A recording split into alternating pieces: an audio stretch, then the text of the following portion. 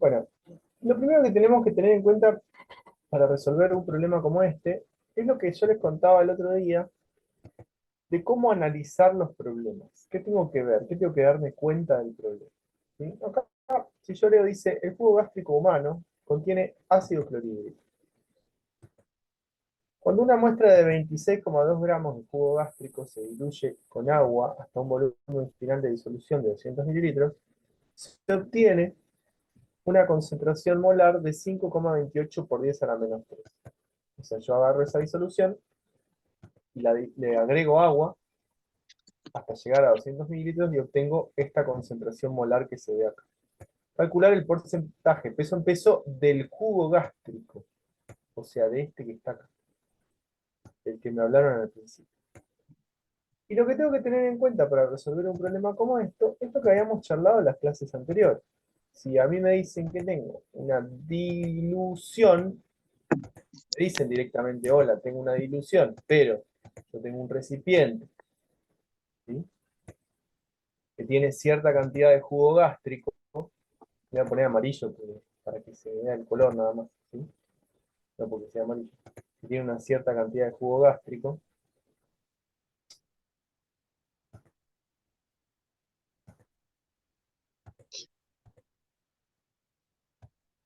¿Ven? Tengo 26,2 gramos de jugo gástrico, eso dice el problema. ¿Eh? Acá tengo 26,2 gramos de jugo gástrico. Esto que estoy haciendo de dibujar las cosas ayuda mucho, ¿sí? Jugo gástrico. Que recuerden que ahí me dicen que el jugo gástrico tiene ácido clorhídrico. O sea, el ácido clorhídrico en este caso sería mi soluto. ¿Eh? No me dicen cuánto tiene, me dicen que tiene ácido clorhídrico. Pero me dicen que a ese jugo gástrico le agregan agua, ¿sí? Le agregan agua, agrego agua. ¿Hasta cuánto? Ahí dice mi problema.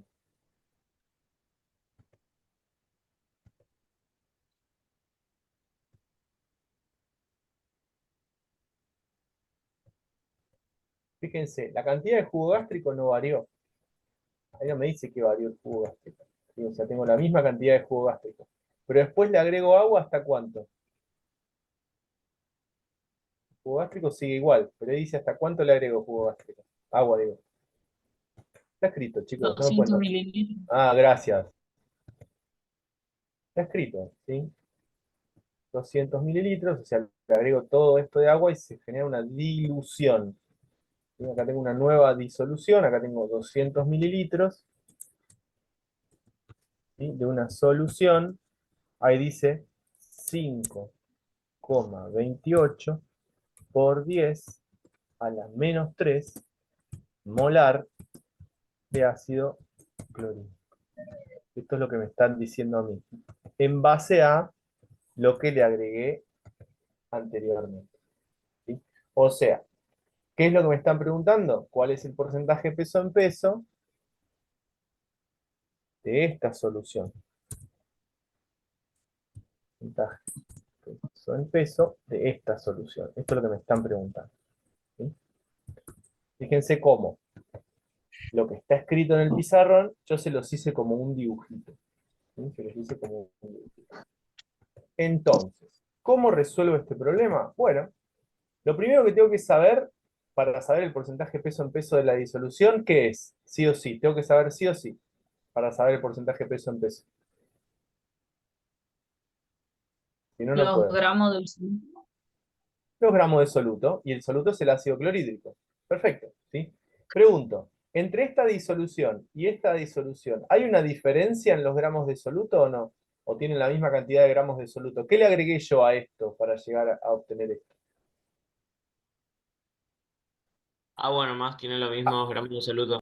muy bien, tienen los mismos gramos de soluto. Por lo tanto, como este y este tienen los mismos gramos de soluto, si yo sé los gramos de soluto de este, automáticamente sé los gramos de soluto de este. ¿Se dan cuenta o no? Sí. ¿Qué les parece si intentan decirme cuántos gramos de soluto hay en esta disolución? Díganme cuántos gramos de soluto hay en esta disolución. Les doy un ratito para que lo hagan. Yo ahora resuelvo el problema.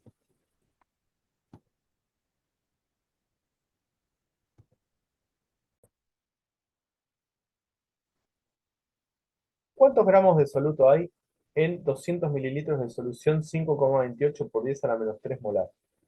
¿Qué es lo primero que yo sé? Yo sé que si tengo una solución, voy a escribir un poquito más chiquito, ¿sí? Porque así me entra todo el problema. Si yo tengo una solución 5,28 por 10 a la menos 3 molar, ¿qué me están diciendo a mí? ¿Que cuántos moles hay en cuánto? Si es 5,28 por 10 a la menos 3 molar, ¿qué me dice? Por definición de molaridad.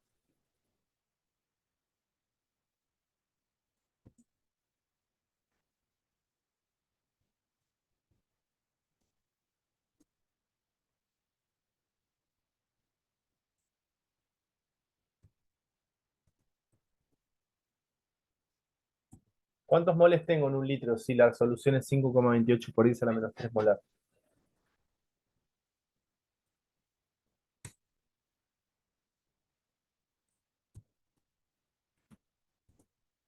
Mililitros.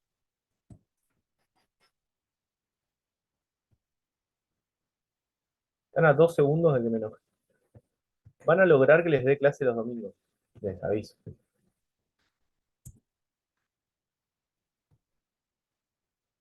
¿Cuál es la definición de molaridad?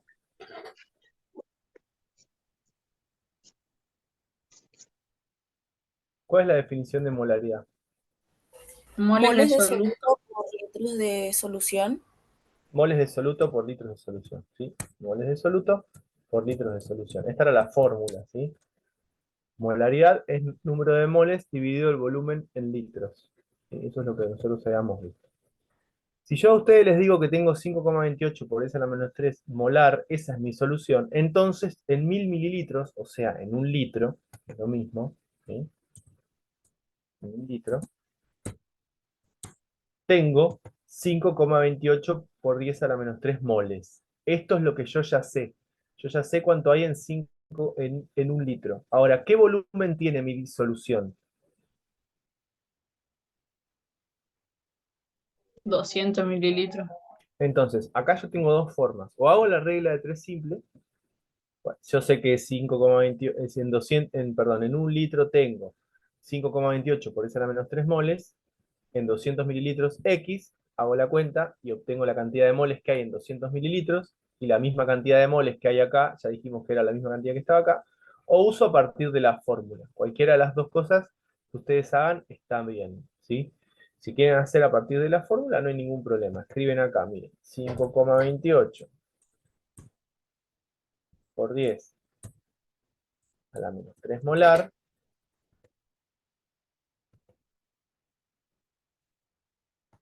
¿A qué va a ser igual? Al número de moles, que no conocen, justamente, lo que tienen que calcular, dividido el volumen en litros. ¿Cuánto es el volumen en litros? 0,2 litros.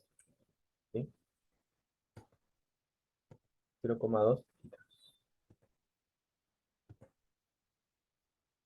Entonces,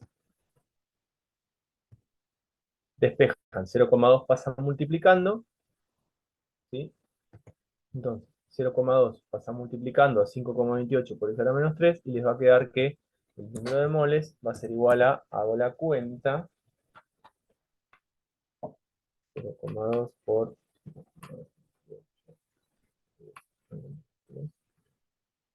te da 1,056 por 10 a la menos 3 moles. Esto es lo que les termina dando, ¿sí?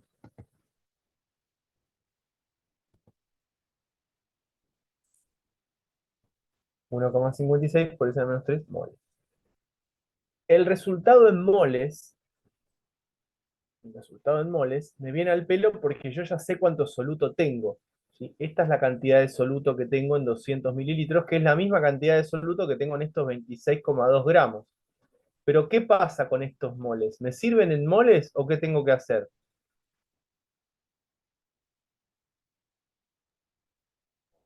Pasar a gramos. Pasar a gramos, porque para calcular el porcentaje de peso en peso lo necesito en gramos. ¿Sí? Entonces, sigo acá. Uso la fórmula de número de moles, ¿sí? Y la masa, usando la fórmula, ¿a qué es igual? Es igual a... ¿Recuerdan que número de moles era igual a la masa dividido el peso molecular? ¿Sí? Esa es la forma de calcular. Despejo, entonces me va a quedar que la masa que es igual. La masa va a ser igual a el número de moles por el peso molecular. ¿Sí? Que la masa va a ser igual a, ¿cuál es el número de moles? 1,056 por 10 a la menos 3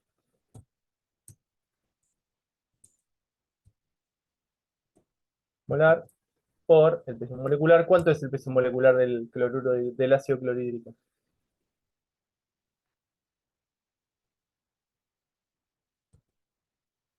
36 gramos. 36,5. ¿Sí? 36,5. Acordate que es 36,5 porque el cloro era 35,5. Por 36,5 gramos por mol. 2 mol.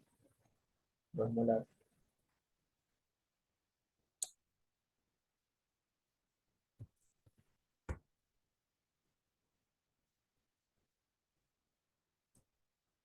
Entonces me va a quedar que la masa es... Esto da 0,04. 0,04 o 0, a mí me dio 0,038, pero 0,04 está bien. ¿Sí? Vamos a poner 0,04 gramos. ¿Estamos? Muy bien.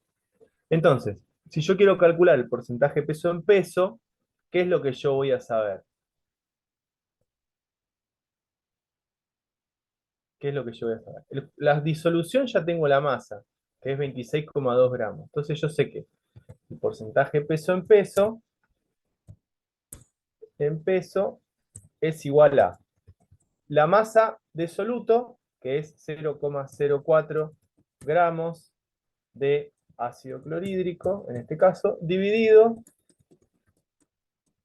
los gramos de la mezcla, que son 26,2 gramos de disolución, en este caso, recuerden que el jugo gástrico es la disolución, y esa cuenta hacen por 100.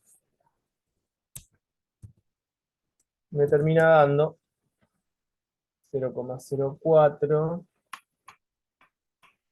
dividido 26,2 por 0,15. 0,15. Muy bien. Me termina quedando 0,15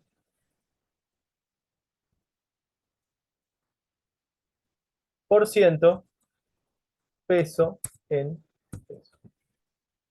Y este es el resultado final. Puede darle, si no, creo que les da 0,146 si no redondean. ¿Sí? Pero cualquiera de los dos está bien. 0,15% peso en peso.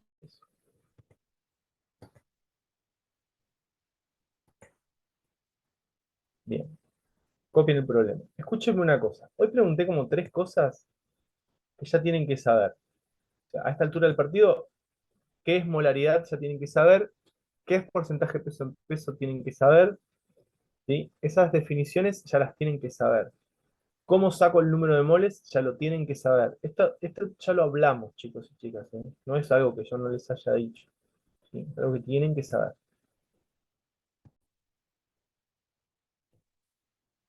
Bueno, vamos a empezar a analizar un poquito lo que son las propiedades coligativas. ¿Qué es una dilución? Lo expliqué la clase pasada, ¿sí?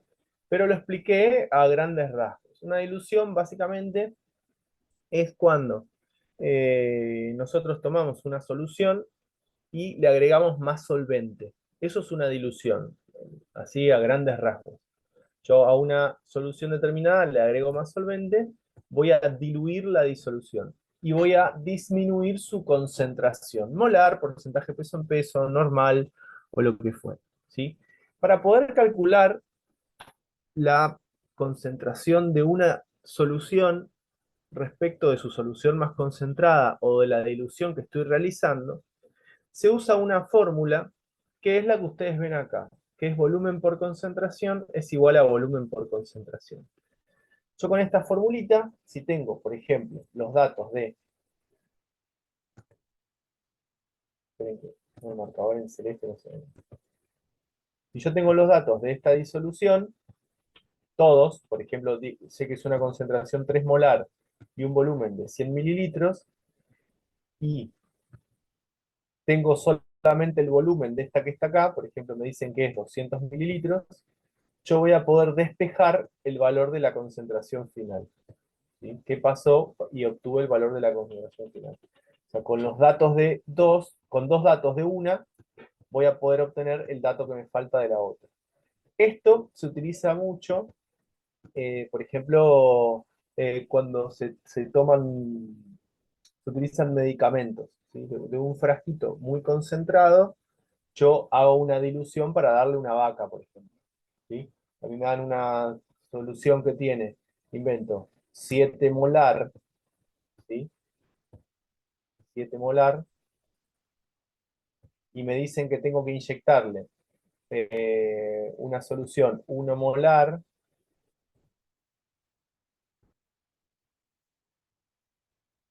pero le tengo que agregar 50 mililitros de esa disolución. Acá no importa en qué volumen, el volumen en que lo utilizo, lo único que importa lo único que importa acá es tener en cuenta que los dos tienen que estar en la misma unidad. ¿Sí? Siempre los dos tienen que estar en la misma unidad. Entonces me dicen que tengo que agregarle 50 mililitros de una solución 1 molar a la vaca porque está enferma de este medicamento que tiene una concentración 7 molar, para saber cuánto tengo que sacar del frasquito. Simplemente paso dividiendo el 7 molar, hago la cuenta y ya sé qué volumen tengo que sacar del frasquito. ¿Sí? Cuánto tengo que sacar del frasquito más concentrado para poder obtener una solución más diluida. Esto es re común, se usa un montón. ¿Sí? En la vida diaria se usa un montón. Es para obtener el valor de las diluciones. ¿Sí? El valor de las diluciones. Fíjense, por ejemplo, preparar 1 litro de una disolución de permanganato de potasio 0,4 molar a partir de una disolución de permanganato de potasio 1 molar. Concentración 1, 1 molar. Volumen no lo sé porque es una a partir de la otra. Concentración final o concentración 2, 0,4 normal, necesito 1 litro. Entonces hago lo que les decía hoy. De la inicial pongo la molaridad, de la final no conozco el volumen, de la inicial no conozco el volumen, y de la final conozco los dos. Entonces simplemente lo que hago es, este 1 pasa dividiendo, hago la cuenta y obtengo el valor final. ¿Sí? Esto se usa mucho, mucho, mucho cuando tiene que ver con justamente lo que les digo, sacar de un frasco para poner en una jeringa o diluir la solución para inyectarle a una persona. Es algo bastante común. Si bien en kinesiología esto no se usa mucho, en veterinaria sí se suele usar porque ustedes tienen que darle medicamentos a los distintos animales. ¿Sí?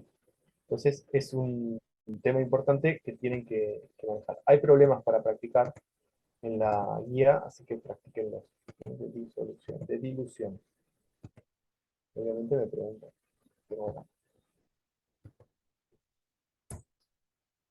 Pero lo que nos trae hoy, que es muy, muy importante también, es la definición de lo que se conoce como propiedades coligativas. Cuando nosotros hablamos de una propiedad coligativa, vamos a estar hablando de una propiedad que va a depender de el número de partículas disueltas en la disolución, el número de partículas de soluto disueltas en la disolución.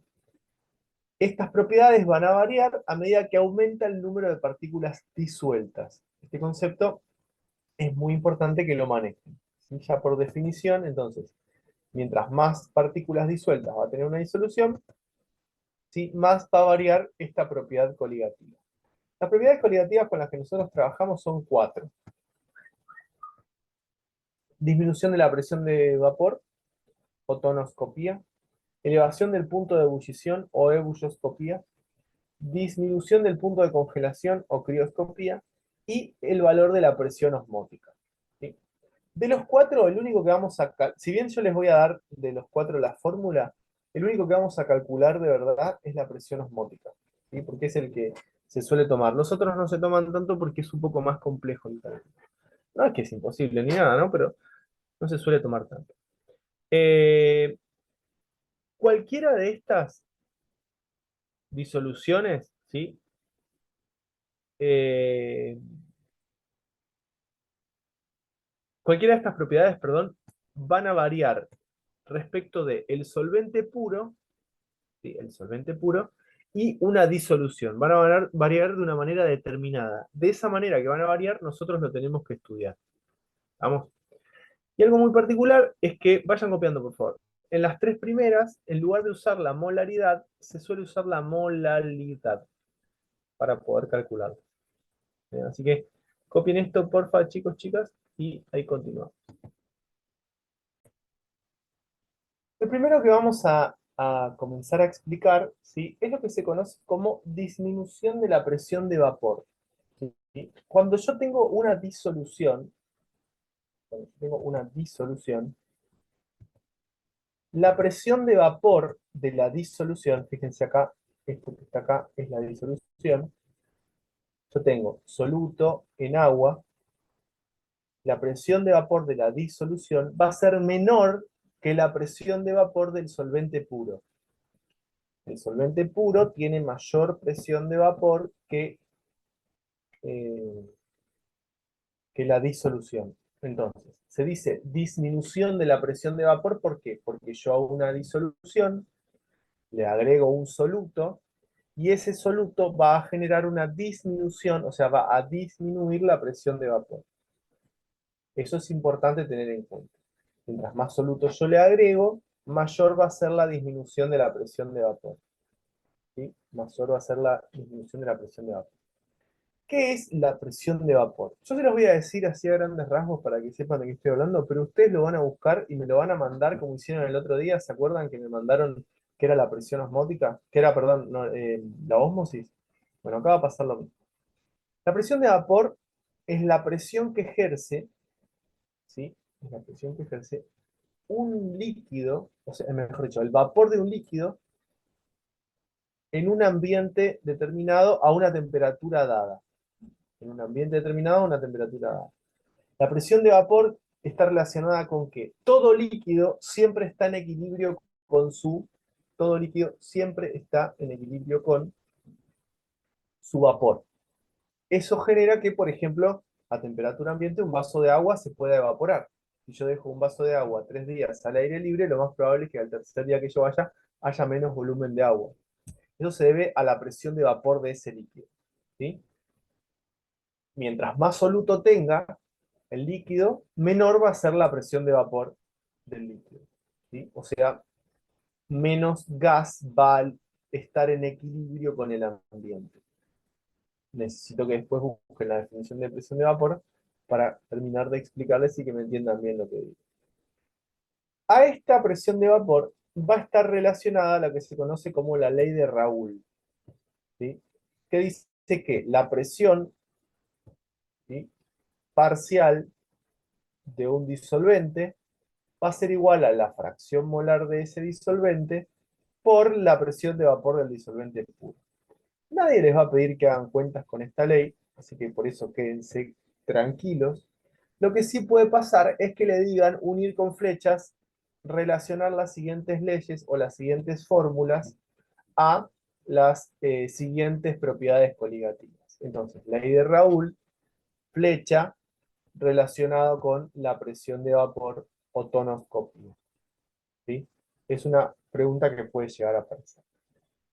Siempre tienen que saber que mientras menor es la presión de vapor, ¿sí?, mientras menor es la presión de vapor, más lento se va a evaporar un solvente a temperatura ambiente. ¿Sí? A menor presión de vapor, más lento se va a evaporar un solvente a temperatura ambiente. Y lo que tienen que tener en cuenta es que mientras menor es la presión de vapor a temperatura ambiente, mayor va a ser el punto de ebullición de la sustancia. Eso ahora cuando veamos punto de ebullición lo voy a volver a explicar, ¿sí?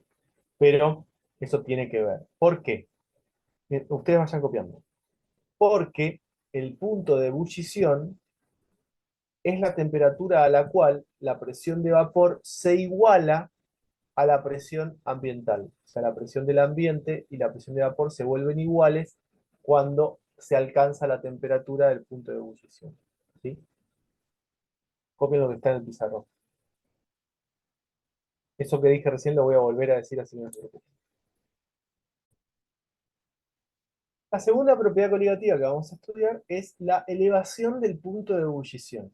Elevación del punto de ebullición.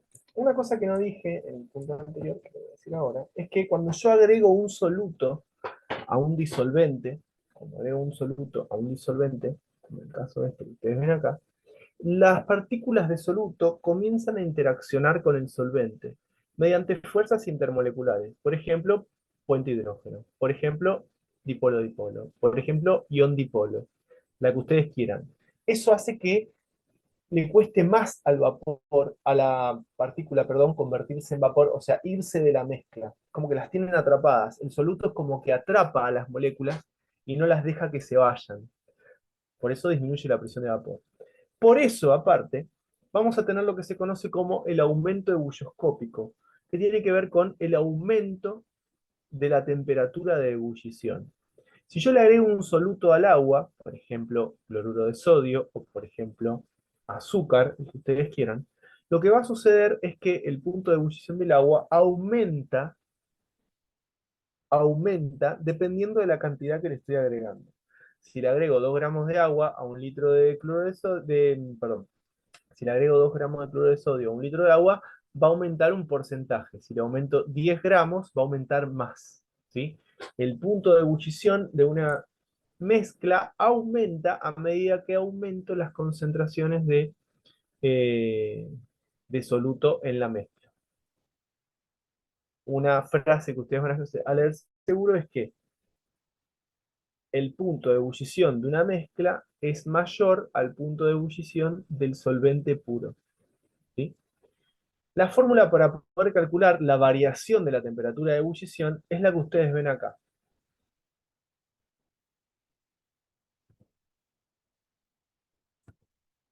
Variación de la temperatura de ebullición, el triangulito este que está acá, que es una letra, se llama delta. La variación de la temperatura de ebullición es igual a la temperatura de ebullición menos la temperatura de ebullición del solvente puro, el de la mezcla menos el del solvente puro, y esto va a ser igual a la constante ebulloscópica es un valor que está en los libros, ¿sí? Por la molalidad de la disolución. Lo mismo que les decía en el punto anterior. Puede que no les hagan hacer cuentas de esto, que no les pidan la cuenta. Es bastante común que no se las pidan, ¿sí? Pero sí que les pidan relacionar la fórmula con la propiedad coligativa. Eso puede aparecer. ¿Estamos? Tanto el aumento ebulloscópico como el descenso crioscópico, que es lo que vamos a ver en el pizarrón que viene, son dos propiedades coligativas que se usan muchísimo para determinar, ¿sí? Pesos moleculares de las sustancias o para determinar la identidad de una sustancia en particular. ¿Qué quiere decir la identidad? Yo encuentro una sustancia, no sé cuál es, le hago cierta clase de análisis y puedo a partir de ella obtener qué sustancia es la que estoy teniendo, ¿sí? Eh, entonces, en ese sentido, nos sirve justamente para determinar estas cosas. Y fíjense que lo que les decía en el pizarrón anterior, el punto de ebullición de una disolución es la temperatura a la cual su presión de vapor iguala a la presión atmosférica externa. ¿Sí? Iguala a la presión atmosférica externa. Este dato es muy importante y podría entrar un verdadero o falso, por ejemplo, sin ningún problema. ¿Vamos? Entonces, recuerden lo que yo les dije, ¿sí?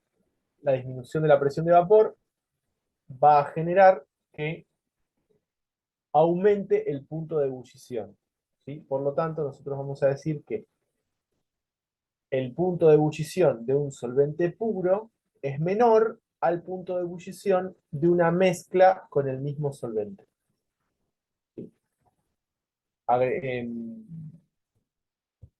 Copien lo que está en el pizarrón.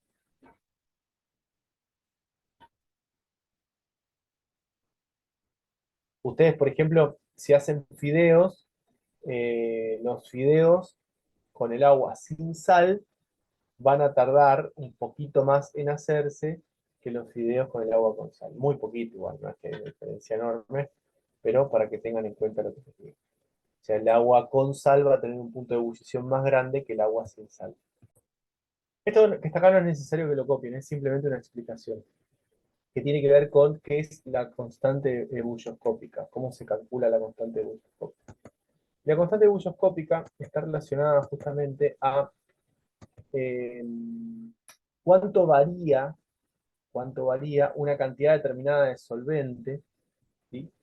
En grados centígrados su temperatura en una solución 1 molal. Entonces, yo tengo una solución 1 molal, no molal de molaridad, ¿sí? Una solución de un solvente determinado, ¿sí? Por ejemplo, agua.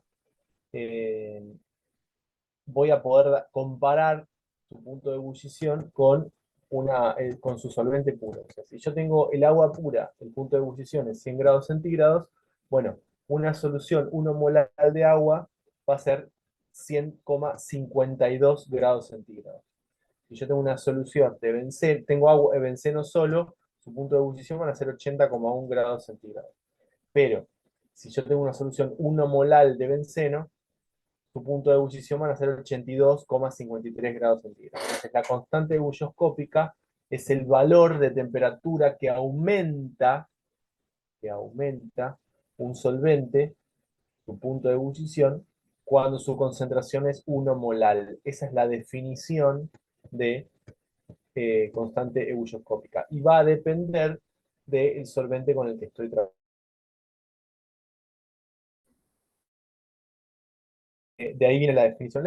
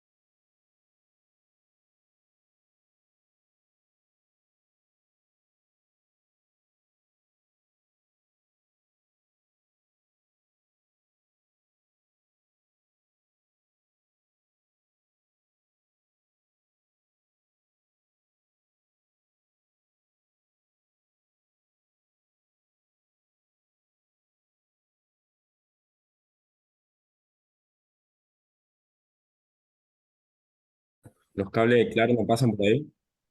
¿Los cables de qué? De Claro. No, no pasan. Si no, ya intenté cambiarme, pero no pasan. Uh, Ya averigüé. Bueno, cuestión, el benceno es igual al símbolo de la tortuga de la academia que había quedado. Le estaba dibujando eso justo. Después mírenlo. De ahí nos inspiramos para hacerlo. Bueno, disminución del punto de congelación o descenso crioscópico. Disminución del punto de congelación o descenso crioscópico. Otra propiedad coligativa. Mientras mayor es la concentración de soluto que presenta una mezcla, menor va a ser, menor va a ser el punto de congelación. ¿Sí? Esto es algo sumamente útil, este concepto. Se usa bastante, les diré. Eh, Sobre todo en ciudades donde hay nieve, como por ejemplo Resistencia, ¿eh? Generalmente. Sobre todo en ciudades donde hay mucha nieve, se usa mucho porque se le agrega sal a las carreteras o le agrega sal a las puertas de las casas y demás, lo cual disminuye el punto de congelación de la nieve, lo hace menor a 0 grados. Entonces, lo que ayuda es a que se derrita más rápido y que no tener todo congelado. Es una característica bastante importante y tiene mucha utilidad. También se usa mucho para generar algo que se llama, no sé si escucharon alguna vez, mezcla crioscópica. La mezcla crioscópica lo que hace es disminuir la temperatura del hielo, ¿sí? Justamente porque le agrego sal, por ejemplo, o alguna sustancia, y enfriar botellas y latas en una conservadora de una manera más eficiente, por ejemplo. Esto también se utiliza esto para para agregarle a los radiadores de los autos, se le agrega lo que se conoce el líquido anticongelante, que es se llama etilén diol o etilenglicol, que es una mezcla de un alcohol que le baja mucho el punto de ebullición al agua. Entonces, si ustedes van a ciudades donde los infiernos son muy duros, por ejemplo, los inviernos son muy duros, por ejemplo, Bariloche, donde está Chan, se le agrega esta mezcla, no se les congela el agua del radiador, sino en la noche se les congela el agua del radiador y después no pueden prender el auto al otro día. ¿Sí? Entonces, descenso crioscópico, ¿sí? Disminuye la temperatura del punto de fusión. La fórmula es esta que está acá, disminución de la temperatura de fusión es eh, la temperatura de congelación del solvente puro menos la temperatura de congelación de la mezcla, y esto les va a terminar dando igual a la constante crioscópica, ¿sí? Constante crioscópica por la molalidad de la disolución. Como pasaba en el punto anterior, también usamos el concepto de molalidad. ¿Eh? Copien lo que está en el pizarrón, por favor. Siempre que pase esto, que por alguna razón salga, está bien que me paren la grabación, porque si no queda grabándose antes. Para hacer la mezcla crioscópica es una papa, mira. Sacás el hielo del freezer, así como lo sacás del freezer, le tirás sal arriba. ¿Sí? Le tirás sal, bastante sal. No sé, por ejemplo, cada 10 kilos de hielo, no sé, medio paquete de sal. ¿Eso qué es lo que hace? Hace que el punto de congelación del hielo sea menor. Con lo cual, mientras más baja es la temperatura, mientras más baja es la temperatura de fusión, ¿sí? Más tiempo me mantiene la bebida fría. ¿Por qué? Porque nosotros sabemos que cuando una sustancia se convierte de sólido a líquido o de líquido a sólido, en este caso sería de sólido a líquido, la sustancia va a mantener su temperatura constante todo ese tiempo hasta que todo el sólido se convierta en líquido. Si la temperatura de fusión del agua, en lugar de ser 0, es -5, hasta que todo el hielo se convierta en agua, va a mantenerse la temperatura a -5. ¿Se entiende? Eso ayuda a que la temperatura de las bebidas esté más baja que 0 grados durante más tiempo. ¿Sí?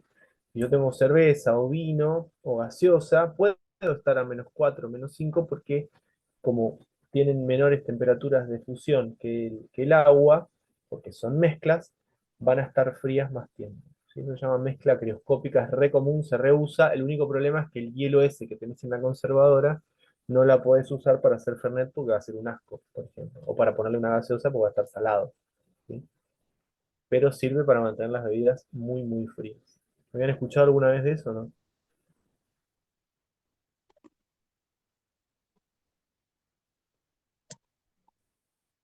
No, Mati. No. Bueno, hoy aprendieron algo. Aparte, Yo había como el escuchado, concepto... pero no entendía para qué servía, o sea, cómo funcionaba. ¿Y ahora? No, y ahora, súper. En pocas palabras, ¿Ahora? Mati, en pocas palabras, que le pongas sal al hielo hace que sea muchísimo más frío. Hace que sea más frío. No es que hace que sea más frío, hace que se mantenga frío más tiempo. Eso hace. Pero no le pongas a los tragos, ponele al lugar donde guardás. Sí, bueno, ¿Entiendes? sí, sí. Si no, el hielo queda arruinado. O sea, el hielo ese no sirve, porque es un asco, digamos. Hielo salado. Ya sé lo que le voy a hacer a mi viejo ahora. Ponerle sal a la comida. No. Acordate de que no pueden usar ese hielo para otra cosa. Si no, es un asco horrible. Lo puedes usar para enfriar. Para eso sí. Por cada bolsa de 10 kilos le metés medio paquete de sal. Con eso va como trompado. Bueno, ¿puedo borrar?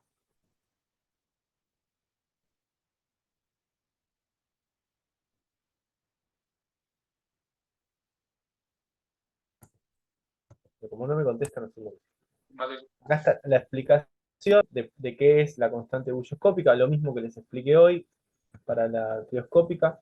Les dejo la definición por si les interesa tenerlo, pero no les voy a dar tiempo a copiarla porque es muy larga. ¿Sí? Eh, Esto sí es importante. En el punto de ebullición, el solvente debe ser no volátil. No volátil quiere decir que no es un gas. ¿Sí? En el caso del punto de congelación, se puede agregar solventes volátiles y lo mismo se observa la disminución del punto de congelación. No hay ningún problema. Puede ser gas, puede ser sólido, puede ser líquido y lo mismo va a disminuir el punto de congelación. En el caso del punto de ebullición, el soluto debe ser no volátil, o sea, solamente puede ser un sólido. ¿Eh? Presión osmótica. ¿Qué es la presión osmótica? Por definición, la presión osmótica es la presión necesaria para detener la ósmosis. ¿Qué era la ósmosis? Habíamos visto en la clase pasada. El paso de quién, a través de qué. Habían puesto, ¿se acuerdan que habían puesto la definición en el grupo que yo les pedí? Les dije, apréndanselo. La ósmosis es el paso del agua, ¿sí?, a través de una membrana semipermeable. ¿Sí? Eso era la ósmosis. Siempre íbamos a tener ese paso a través de, siempre va a ir de la solución más diluida a la solución más concentrada. ¿Se acuerdan de eso? Eso era la definición que habíamos visto en la clase pasada. La presión osmótica no es otra cosa que la presión que detiene ese pasaje. ¿Sí? Detiene ese pasaje. En este caso, ustedes tienen acá, por ejemplo, una solución. ¿Ven? Tienen agua y una mezcla de glucosa. ¿Sí? Si hacen la cuenta, esto es una mezcla 1 molar. Tipo, tiene 180 gramos por litro. Es lo mismo que sea una solución 1 molar porque el peso molecular de la glucosa es 180. Entonces tienen agua y una solución 1 molar de glucosa. Con lo cual el agua va a transportarse de izquierda a derecha. O sea, del agua a la solución concentrada de glucosa. ¿Sí? Profe, Sí. entonces, por lo que yo entendí, la presión osmótica es como una pared que divide No. las La presiones que pared hay. es la membrana semipermeable. La presión osmótica es lo que vos haces para que deje de pasar el agua. O sea, vos le tenés que agregar presión para pararla. Estoy Que se moviendo los detengan nomás ahí. brazos. Para que se detenga, con eso alcanza. ¿Sí?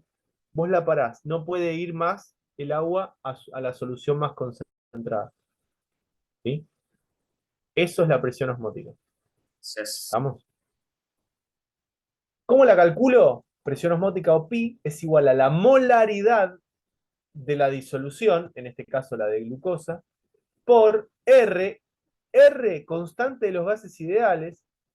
Ya se los voy a explicar cuando veamos qué son los gases la semana que viene. 0,082 atmósfera litro sobre mol Kelvin. por la temperatura en Kelvin, por la temperatura en grados Kelvin. ¿Sí? Con esta cuenta yo puedo sacar cuál es la presión osmótica. Por ejemplo, para este caso que está acá. Yo tengo glucosa 1 molar. ¿Sí? Glucosa 1 molar. Entonces, si es glucosa 1 molar, acá va 1 molar. ¿Sí? Por R, que es 0,082. Ahí tienen la unidad, atmósfera por litro dividido mol por Kelvin, por la temperatura en grados Kelvin. Vamos a hacer de cuenta que esta mezcla está a 25 grados centígrados. Vamos a poner acá, 25 grados centígrados. Si está a 25 grados centígrados, ¿cuántos grados Kelvin son? ¿Se acuerdan cómo era la cuenta? Lo vimos hace un tiempo. Es en grados centígrados, la temperatura en grados Kelvin va a ser igual a grados centígrados más 273. Esto lo expliqué al principio de todo. En este caso, la temperatura en grados Kelvin, entonces, va a ser 25 más 273 298. y me termina dando 298.